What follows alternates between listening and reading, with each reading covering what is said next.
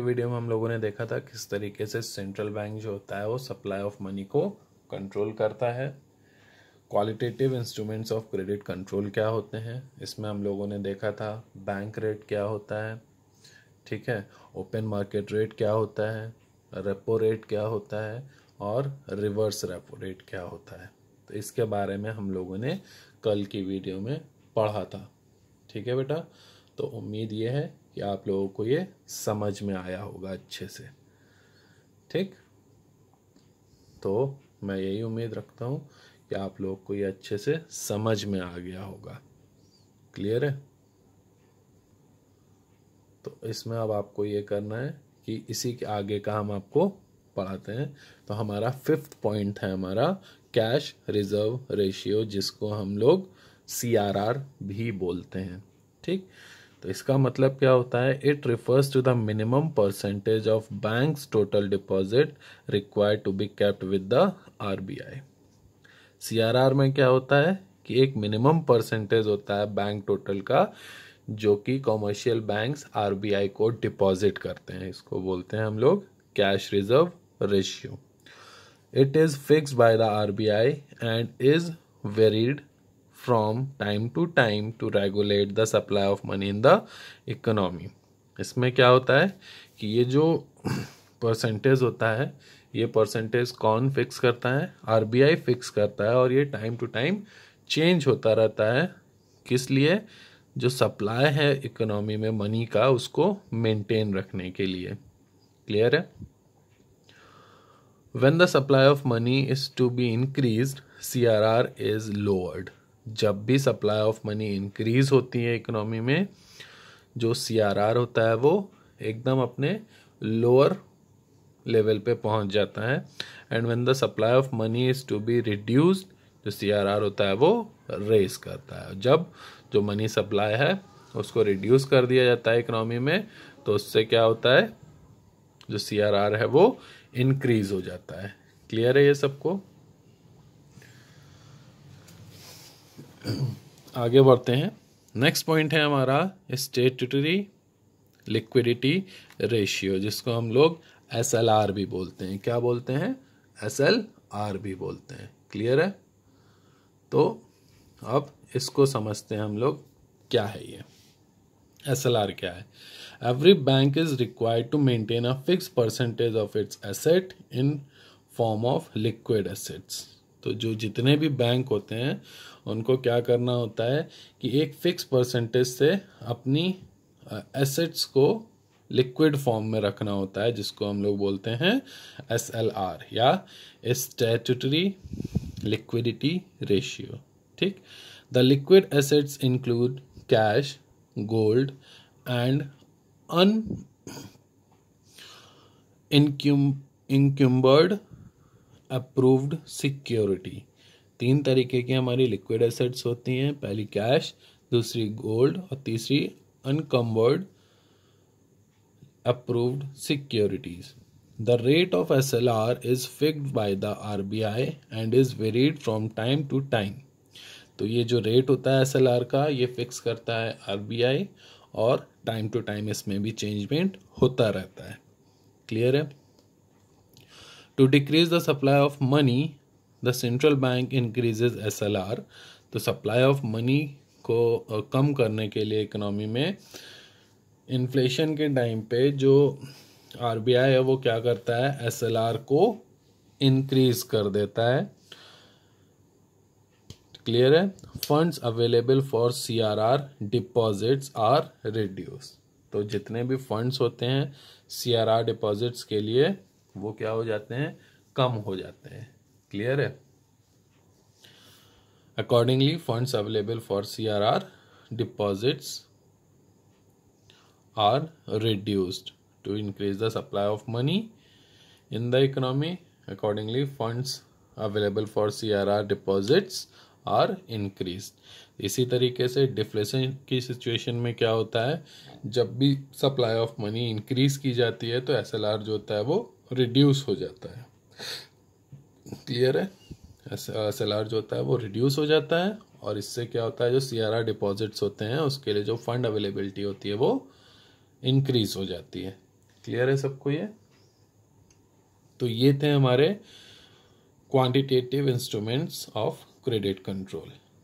ठीक, तो कल हम लोगों ने दो तरीके के क्रेडिट कंट्रोल के बारे में पढ़ा था। पहला quantitative credit instruments of credit control और दूसरा qualitative instruments of credit control.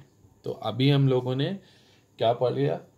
Quantitative instruments of credit control के बारे में पढ़ लिया। इसमें हम लोगों ने बैंक रेट समझा क्या होता है, ओपन मार्केट रेट समझा क्या होता है, रेपो रेट क्या होता है, ठीक है, types of open market rate समझा कि कितने टाइप के होते हैं, और उसके बाद रेपो रेट देखा, रिवर्स रेपो रेट देखा, और उसके बाद आज हम लोगों ने देखा cash reserve ratio and statutory liquidity ratio के बारे में समझा हम लोगों ने कि ये बेसिकली होता क्या है।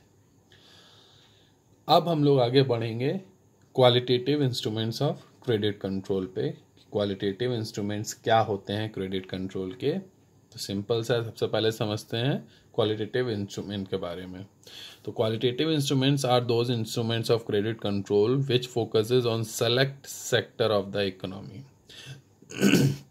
जो क्वालिटेटिव इंस्ट्रूमेंट्स होते हैं ऐसे इंस्ट्रूमेंट्स होते हैं क्रेडिट कंट्रोल के लिए जो कुछ सेलेक्टेड सेक्टर्स पर ही वर्क करते हैं इकोनॉमी के। क्लियर है ये सबको?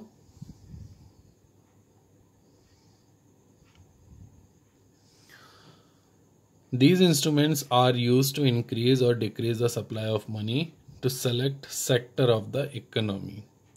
तो ये जो इंस्ट्रूमेंट्स होते हैं ये क्या करते हैं? कुछ सेलेक्टेड सेक्टर्स में ही केवल काम करते हैं, उसमें सप्लाई ऑफ मनी को इंक्रीज करने या डिक्रीज करने के लिए। क्लियर है? Broadly, qualitative instruments are placed in 3 categories. अगर देखा जाए तो जो क्वालिटेटिव इंस्ट्रूमेंट्स होते हैं वो केवल 3 कैटेगरी में ही डिवाइड किए गए हैं। सबसे पहला हमारा मार्जिन रिक्रूटमेंट। ठीक, सबसे पहला पॉइंट क्या है हमारा? Margin recruitment. The margin recruitment refers to the difference between the current value of security offered for loan and the value of loan granted. तो जो मार्जिन रिक्वायरमेंट होता है ये बेसिकली क्या होता है कि जो भी करंट सिक्योरिटीज लोन के लिए ऑफर की गई हैं उनकी वैल्यू और जितना लोन ग्रांट किया जा रहा है इन दोनों के बीच का जो डिफरेंस होता है इसको बोलते हैं हम लोग मार्जिन रिक्रूटमेंट। क्लियर है? Suppose a person mortgage his house for ₹1 crore with the bank for loan of ₹80 lakhs। मानो कोई एक पर्सन है वो बैंक को अपनी प्रॉपर्टी मॉर्गेज कर रहा है, ठीक है, जिसकी वैल्यू 1 crore है, लेकिन उसने लोन कितना मांगा है? ओनली 80 lakhs मांगा है। ठीक, the margin requirement in this case would be 20 lakh. तो ऐसे में जो मार्जिन रिक्वायरमेंट क्या होगा? वो 20 लाख होगा। क्यों? क्योंकि 1 करोड़ की प्रॉपर्टी वो गिरवी रख रहा है और उसने केवल 80 लाख रुपए एज अ लोन बैंक से मांगा है। The margin requirement is raised when the supply of money need to reduce. जो मार्जिन रिक्वायरमेंट होता है वो कब इंक्रीज करता है? जब कोई पर्सन कम लोन लेता है या जो उसकी नीड है मनी की वो जब कम हो जाती है तब ये जो मार्जिन रिक्वायरमेंट है ये रेज करता है। The margin requirement is lowered when the supply of money is to be increase. और मार्जिन रिक्वायर्ड लोअर कब होता है? जब सप्लाई ऑफ मनी इंक्रीज हो जाती है, इंक्रीज होनी होती है तब। Often the margin requirement is kept high for speculative activities. लेकिन फिर भी क्या होता है, जो मार्जिन रिक्वायरमेंट होती है उसको हाई रखा जाता है कुछ ट्रेंडिंग एक्टिविटीज के लिए, ठीक, जिसमें रिस्क ज़्यादा होता है कि बैंक को लगता है कि वो जो पैसा दे रही है उसको पूरा वापस नहीं मिलेगा। तो उन सिचुएशन में बैंक क्या करती है? जो मार्जिन रिक्वायरमेंट होती है उसको हाई रखती है। क्लियर है? कई तरीके के लोन्स ऐसे होते हैं जो कमर्शियल बैंक क्या करती हैं, उनको जो उनका जो मार्जिन रिक्वायरमेंट होता है वो हाई रखती है, जिससे कि इन केस कोई डिफ़ॉल्ट करता है लोन को रीपेमेंट करने से, तो वो जो मॉर्गेज की गई प्रॉपर्टी है उसको सेल आउट करके जो अपना नुकसान है उसको भरपाई कर सके। क्लियर है? इसी वजह से मार्जिन रिक्वायरमेंट होता है ये ज़रूरी होता है। ठीक है। सेकेंड पॉइंट है हमारा rationing of credit. Rationing of credit refers two fixation of credit Kota's for different business activities. तो रेशनिंग ऑफ क्रेडिट क्या होता है? ये इसका मेन काम होता है अलग अलग तरीके के बिजनेसेस या बिजनेस एक्टिविटीज के लिए कुछ जो कोटाज होते हैं उनको फिक्स कर देता है कि आपको इस काम के लिए इतना ही मैक्सिमम लोन मिल सकता है। अब जैसे आपको कोई इंडिविजुअल बिजनेस स्टार्ट करना है, जैसे आपको कोई इंडिविजुअल बिजनेस स्टार्ट कर रहे हैं, उसके लिए जिसे हम लोग सोल ट्रेड बोलते हैं, उसके लिए जो बैंक होती है वो कुछ अमाउंट फिक्स रखती है कि इतना ही आप मैक्सिमम लोन ले सकते हैं। ठीक। बड़े बिजनेसेस के लिए अमाउंट अलग फिक्स किया जाता है कि मान लीजिए आपका जो बिजनेस है उसकी जो गुडविल है वो 50 लाख से ज़्यादा है, तो उसके लिए अलग अमाउंट फिक्स किया जाता है। तो हर तरीके के बिजनेस एक्टिविटीज़ के लिए ये जो रेशनिंग ऑफ क्रेडिट की जाती है ये फिक्स रहती है। क्लियर है? Rationing of credit is introduce when the supply of credit is to be checked particularly for speculative activities in the economy. ठीक। ये जो रेशनिंग ऑफ क्रेडिट है ये कब इंट्रोड्यूस की जाती है? जब भी कोई स्पेकुलेटिव एक्टिविटीज होती है इकोनॉमी में, या डाउटफुल या ऐसी एक्टिविटीज जिनमें जो डिफॉल्टिंग रेट होता है वो ज़्यादा होता है, उस टाइम पे क्या किया जाता है? इस फैसिलिटी को इंट्रोड्यूस किया जाता है। क्लियर है? The RBI fixes credit Kota for different business activities.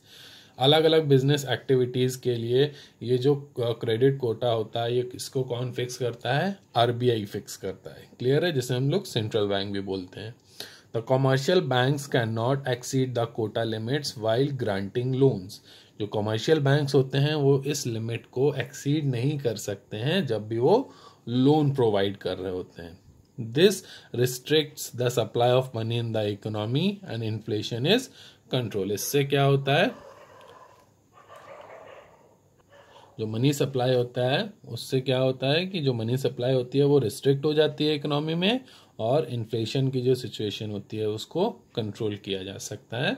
On the other hand, rationing of credit is withdrawn to increase the supply of money. This controls deflation. और जब भी कभी डिफ्लेशन की सिचुएशन होती है या रिसेशन की सिचुएशन होती है, उस टाइम पे क्या होता है? जो आरबीआई होती है वो ये जो रेशनिंग ऑफ क्रेडिट फैसिलिटी होती है इसको विड्रॉ कर लेती है। मींस किसी भी तरीके का कोई भी क्रेडिट कोटा फिक्स नहीं होता है, कि जिससे क्या होता है कि जो सप्लाई ऑफ मनी है वो इंक्रीज हो जाती है और जो रिसेशन या डिफ्लेशन की सिचुएशन होती है वो कंट्रोल हो जाती है। तो ये था हमारा rationing of credit second point. Third point आता है हमारा मोरल सुआशन। ठीक। क्या होता है? Moral suasion. It is like rendering an advice to the commercial bank by the RBI to follow its directives. ये क्या होता है? एक तरीके से एडवाइस होती है कमर्शियल बैंक्स के लिए आरबीआई की कि जो भी डायरेक्शंस हैं उनको अच्छे से फॉलो किया जाए। The banks are advise to restrict loans during inflation. Banks को आरबीआई क्या एडवाइस करती है कि इन्फ्लेशन की सिचुएशन में जो लोन्स हैं उनको रिस्ट्रिक्ट किया जाए, and B liberal in the lending during deflation. और डिफ्लेशन के टाइम में ज़्यादा से ज़्यादा लोन प्रोवाइड किया जाए। क्लियर है ये सबको? तो ये होता है हमारा मोरल सुआशन। इसमें क्या करता है? बैंक जो होता है वो सेंट्रल बैंक वो कमर्शियल बैंक्स को ये एडवाइस करता है कि जो भी डायरेक्शंस हैं उनको अच्छे से फॉलो किया जाए, और इन्फ्लेशन की सिचुएशन में जो मनी सप्लाई है उसमें उसको रोक लगाए, जिससे कि जो इन्फ्लेशन की सिचुएशन है उसको कंट्रोल किया जा सके, और जो मनी सप्लाई है डिफ्लेशन की सिचुएशन में उसको ओपन करे या रिलीज करे या एक्सीड करे, जिससे कि जो हमारी रिसेशन की जो प्रॉब्लम है उसको सॉल्व किया जा सके। इसमें बेसिकली किस टर्म से रिलेशन होता है, लोन से रिलेशन होता है बैंक्स का। क्लियर है? इन्फ्लेशन की सिचुएशन में वो ज़्यादा से ज़्यादा लोन प्रोवाइड करना बंद कर देते हैं और डिफ्लेशन की सिचुएशन में वो ज़्यादा से ज़्यादा लोगों को लोन प्रोवाइड कराते हैं, जिससे कि जो इन्फ्लेशन या डिफ्लेशन की जो सिचुएशन है इनको टैकल किया जा सके। ठीक है, तो ये थे आपके 3 qualitative instruments of 3 qualitative instruments of credit control, जिसमें था पहला हमारा मार्जिन रिक्रूटमेंट, दूसरा था रेशनिंग ऑफ क्रेडिट और तीसरा था हमारा मोरल सुआशन। ठीक, तो ये आपका देखिए इसका एक चार्ट बना हुआ है, instruments of credit control, qualitative instruments, quantitative instruments. ठीक, quantitative instruments and qualitative instruments. Quantitative में bank rate, repo rate, reverse repo rate, cash ratio, cash reserve ratio, statutory liquidity ratio and open market operations. ये आते हैं हमारे quantitative instruments में। And qualitative instruments में क्या आता है? Margin requirement, rationing of credit और तीसरा आता है मॉरल सुआशन। ठीक है, आगे बढ़ते हैं हम लोग। यहाँ पे हमारा जो होता है चैप्टर वो क्लोज करते हैं हम लोग। यहाँ ये चैप्टर हमारा खत्म हो गया है। ठीक है, एक लास्ट यहाँ पे क्वेश्चन आता है, what is selective credit control. ठीक, सेलेक्टिव क्रेडिट कंट्रोल क्या होता है? It refers to discriminatory policy of the central bank relating to select sector of the economy. इससे क्या होता है? डिस्क्रिमिनेटरी पॉलिसी होती है सेंट्रल बैंक की, किससे रिलेट करती है? Selectors of the economy, select sectors of the economy. Flow of credit, certain sectors may be encouraged with a view of stimulating production in these sectors. This is a positive application of selective credit control. On the other hand, the central bank may decide to restrict the ability of credit of certain sectors, generally during periods of inflation. Availability of credit for speculative activities is discouraged. This is a negative application of the selective credit control. तो यहाँ पे speculative activities के बारे में हम लोग जानते हैं, इसको बोलते हैं हम लोग, जैसे स्टोरेज एक्टिविटीज़ होती हैं उनको बोलते हैं हम लोग स्पेकुलेटिव एक्टिविटीज़। तो हमारा ये जो बैंकिंग चैप्टर था यहाँ पे हम लोग इसको ख़त्म करते हैं। ठीक है, आपको इस चैप्टर से रिलेटेड 4 वीडियोस आपको मिली हैं। अब आपका काम ये है सारी वीडियोस को एक बार रिवाइज करना और साथ ही साथ इस वीडियो से रिलेटेड आपको जो भी वर्कशीट दी जा रही है उसको सॉल्व करना।